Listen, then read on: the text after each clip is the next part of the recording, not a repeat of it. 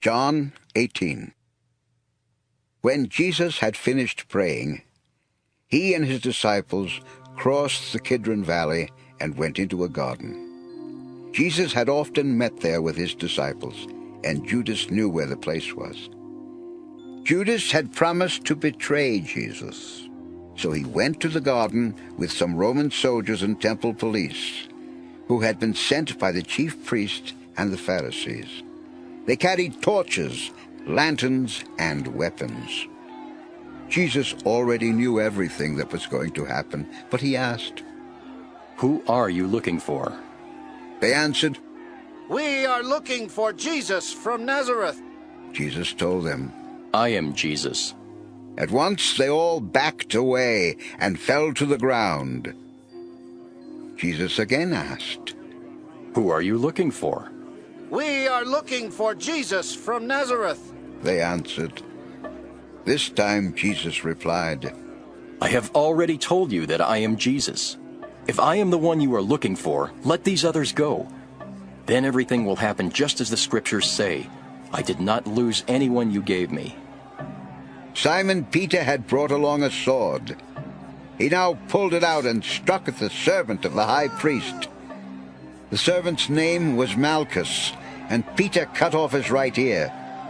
Jesus told Peter, "Put your sword away. I must drink from the cup that the Father has given me." The Roman officer and his men, together with the temple police, arrested Jesus and tied him up. They took him first to Annas, who was the father-in-law of Caiaphas, the high priest that year. This was the same Caiaphas who had told the Jewish leaders, "It is better if one person dies for the people." Simon Peter and another disciple followed Jesus. That disciple knew the high priest, and he followed Jesus into the courtyard of the high priest's house. Peter stayed outside near the gate, but the other disciple came back out and spoke to the girl at the gate. She let Peter go in, but asked him, "Aren't you one of that man's followers?" "No, I am not." Peter answered. It was cold, and the servants and temple police had made a charcoal fire. They were warming themselves around it when Peter went over and stood near the fire to warm himself. The high priest questioned Jesus about his followers and his teaching, but Jesus told him, "I have spoken freely in front of everyone, and I have always taught in our meeting places and in the temple where all of our people come together. I have not said anything in secret. Why are you questioning me?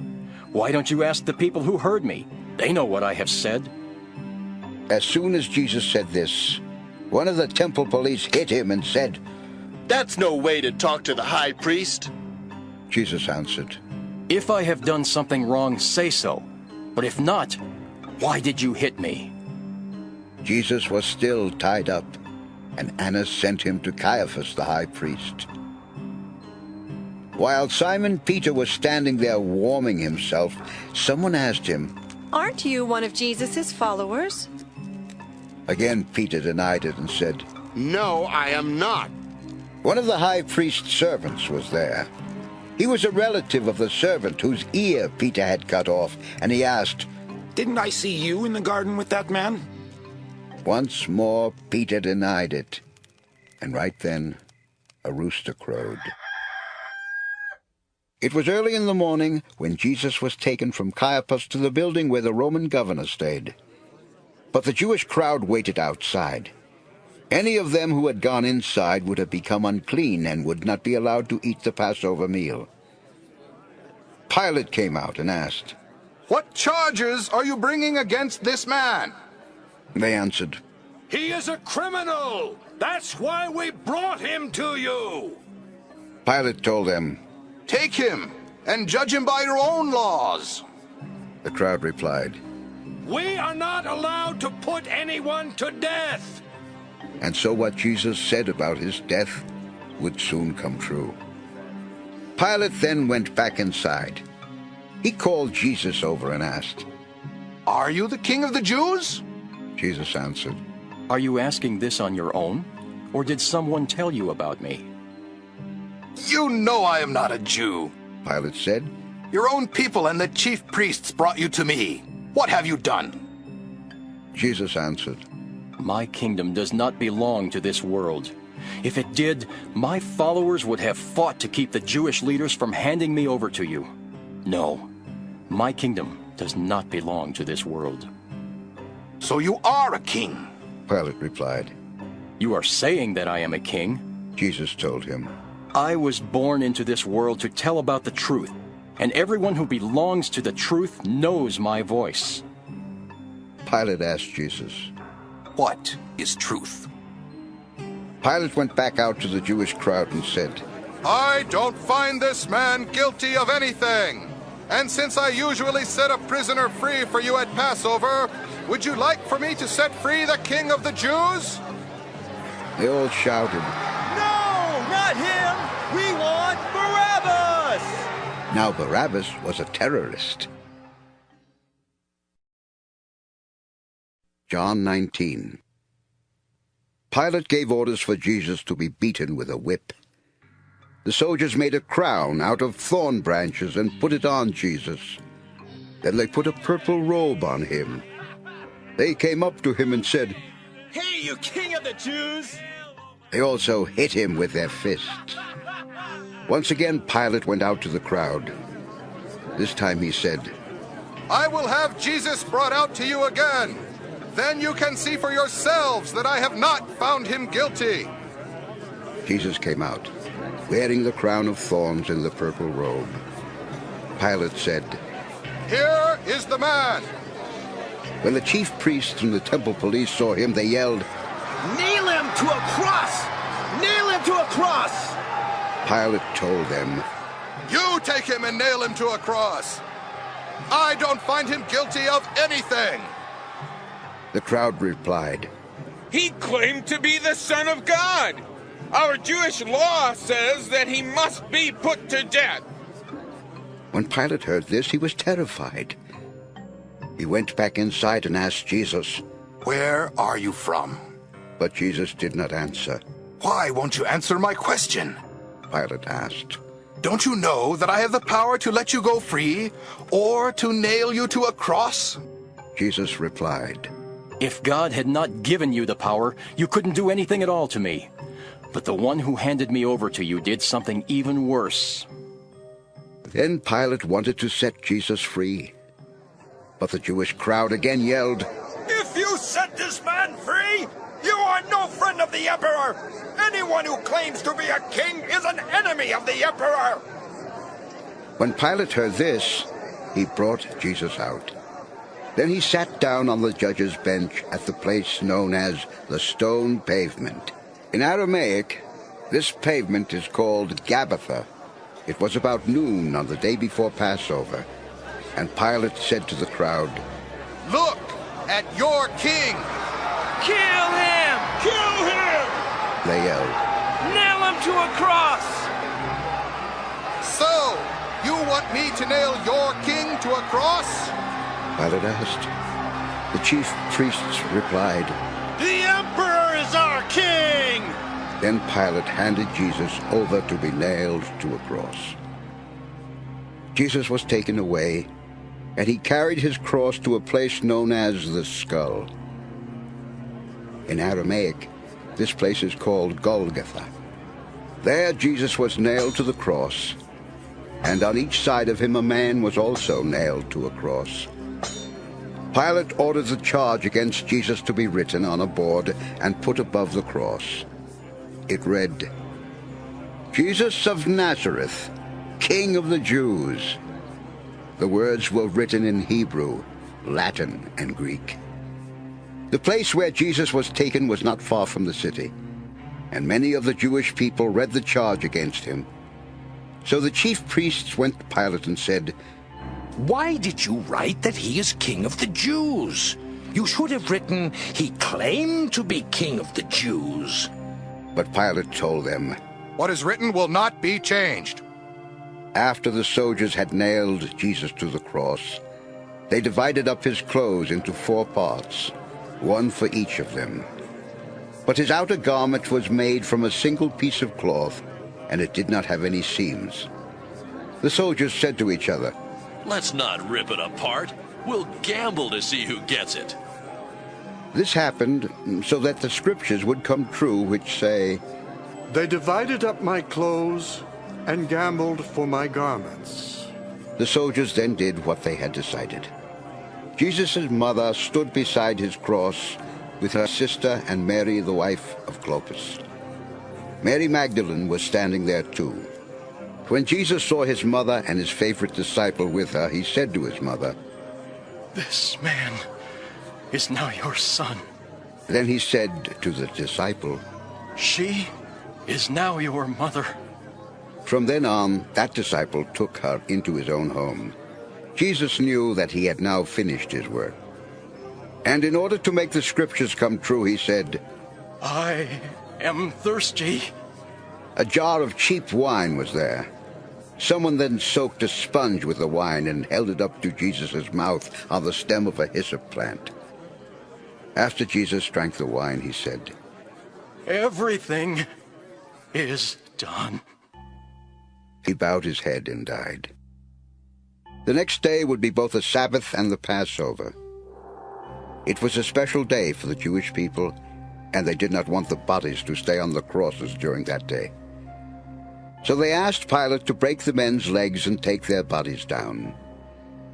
The soldiers first broke the legs of the other two men who were nailed there. But when they came to Jesus, they saw that he was already dead, and they did not break his legs. One of the soldiers stuck his spear into Jesus' side, and blood and water came out. We know this is true because it was told by someone who saw it happen. Now you can have faith too. All this happened so that the scriptures would come true, which say, "No bone of his body will be broken, and they will see the one in whose side they stuck a spear." Joseph from Arimathea was one of Jesus' disciples. He had kept it secret, though, because he was afraid of the Jewish leaders.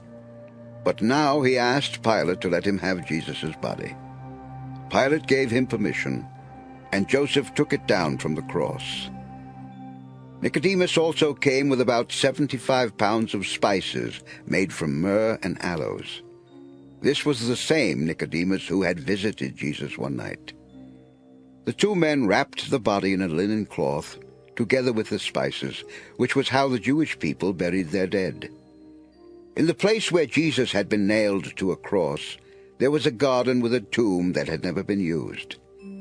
The tomb was nearby, and since it was the time to prepare for the Sabbath, they were in a hurry to put Jesus' body there.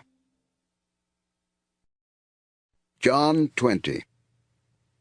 On Sunday morning, while it was still dark, Mary Magdalene went to the tomb and saw that the stone had been rolled away from the entrance.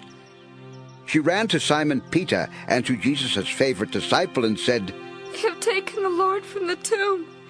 We don't know where they have put him." Peter and the other disciple started for the tomb. They ran side by side until the other disciple ran faster than Peter and got there first. He bent over and saw the strips of linen cloth lying inside the tomb, but he did not go in.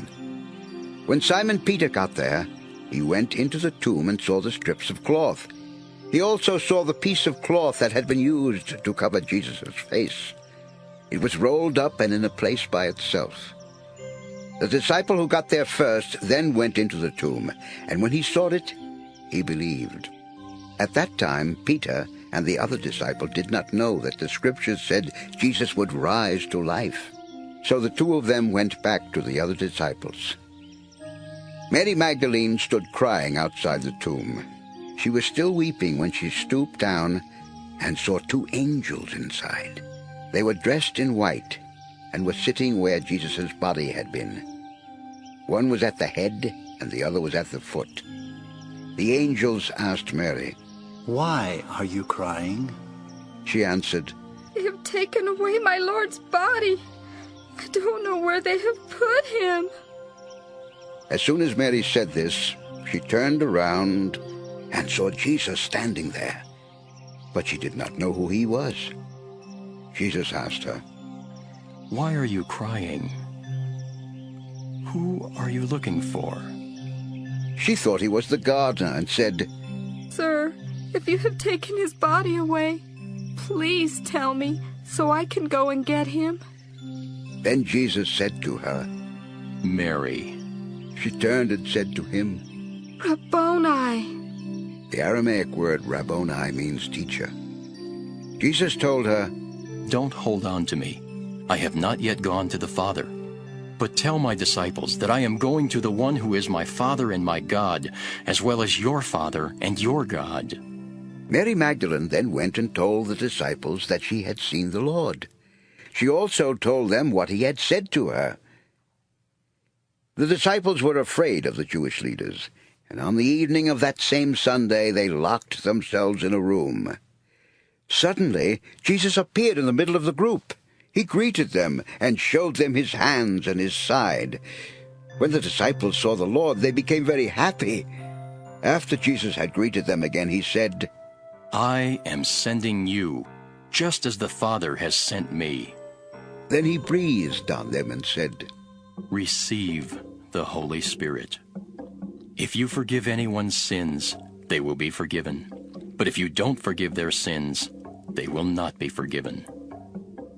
Although Thomas the twin was one of the 12 disciples, he was not with the others when Jesus appeared to them. So they told him, We have seen the Lord! But Thomas said, First, I must see the nail scars in his hands, and touch them with my finger.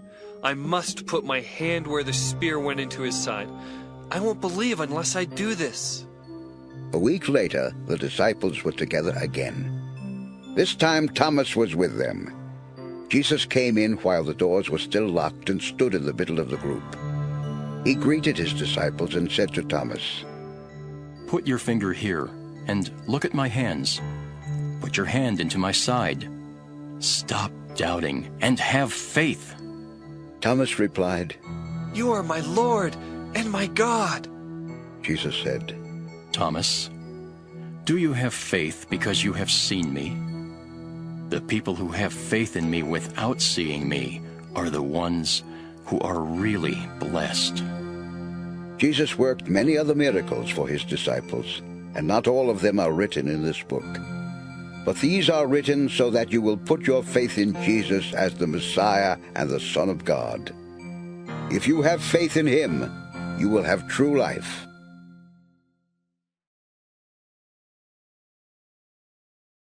John 21. Jesus later appeared to his disciples along the shore of Lake Tiberias. Simon Peter, Thomas the twin, Nathanael from Cana in Galilee, and the 2 sons of Zebedee were there, together with 2 other disciples. Simon Peter said, I'm going fishing. The others said, We'll go with you. They went out in their boat, but they didn't catch a thing that night. Early the next morning, Jesus stood on the shore, but the disciples did not realize who he was. Jesus shouted, Friends, have you caught anything? No, they answered. So he told them, Let your net down on the right side of your boat, and you will catch some fish.